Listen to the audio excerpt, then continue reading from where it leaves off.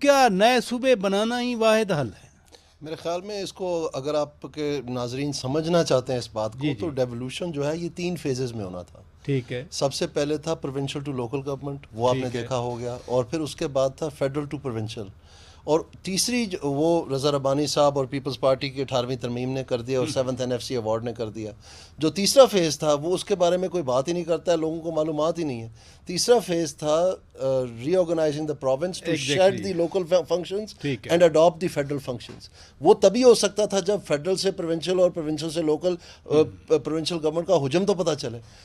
इस दौरानिया चूंकि देर बहुत होगी, तो क्या हुआ कि इन्होंने लोकल गवर्नमेंट फंक्शंस भी क्लॉ बैक कर लिए और फेडरल गवर्नमेंट से पैसा भी ले लिया और फंक्शन भी ले लिया और लोकल गवर्नमेंट के पैसे भी छीन लिए।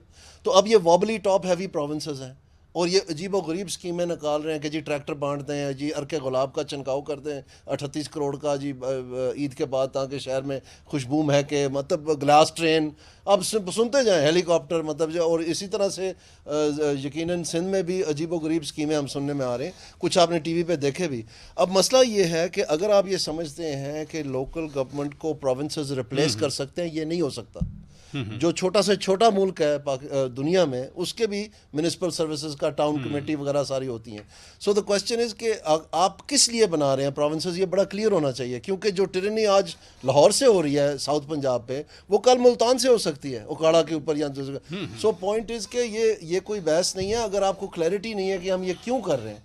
क्योंकि इसमें अभी हाल ही में हमने सारा गंगा जो है उल्टी बह रही थी, यानी फाटा के लिए हमें तमाम वो आर्ग्यूमेंट्स इस्टेब्लिशमेंट दे रही थी कि इनको मर्ज करना बहुत ज़रूरी है, मर्ज करने के बगैर ये चल नहीं सकता, इंतज़ामिया नहीं है, अदलिया नहीं है, ख़र्चा होगा, असेंबली कैसे बनेगी, तालीम बेहतर करनी है, डेवलपमेंट करनी है, ठेकेदार वो सारा निज़ाम नहीं है, अदालतें ही नहीं है, ब्ला ब्ला ब्ला। तो इसको जनाब हमने मर्ज करना है, तो वो सारी एक लॉजिक बताई गई।